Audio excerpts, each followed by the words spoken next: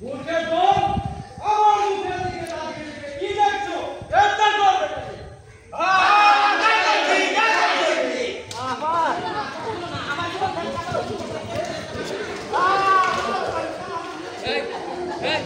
এই ঢুক গিজে ঢুক এই গিজে ঢুক তোমার তলোয়ার যেখানে থাকার কথা সেখানেই রেখে দাও কারণ তলোয়ার যে ধারণ করবে তাদের তলোয়ারের আঘাতেই মৃত্যু হবে তাছাড়া তুমি কি জানো না যে আমার সাহায্যের জন্য আমি কি আমার পিতাকে ডাকতে পারি না ডাকলে তো তিনি ভারতীয় বেশি বীজ বাহিনীকে পাঠিয়ে দেবেন কিন্তু না আমার মৃত্যু না হওয়া পর্যন্ত জীবনে পরিত্রাণ সাধিত হবে না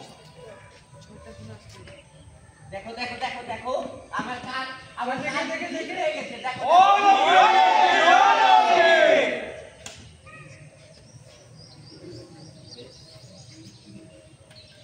তোমরা কি আমার যত সব বস্তু ভেবে লাঠি তলোয়ার মশাল নিয়ে ধরতে এসেছো কই আমি তো দিনের পর দিন তোমাদের মাঝে থেকেছি শিক্ষা দিয়েছি তখন তো আমাকে ধরলে না তখন তো তোকে ধরিনি বটে এখন তোকে হাতে নাতে পেয়েছি এখন তো তোকে চাচ্ছি না তুই আমাদের জাতি ধর্ম একেবারে নষ্ট করে ফেলেছিস সৈন্যগণ গ্রেফতার কর বেটাকে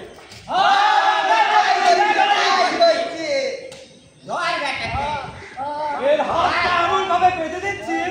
যেন বেটা পালাতে না পারে রাজা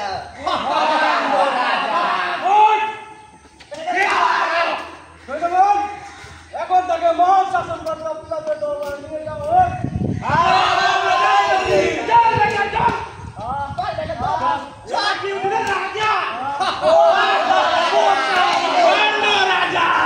অনেক তো হয়েছি এখন যেমন ভালো করে মার বেটাকে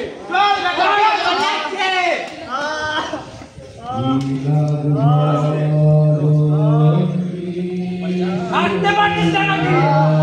নিজেকে বলে রাজা রাজা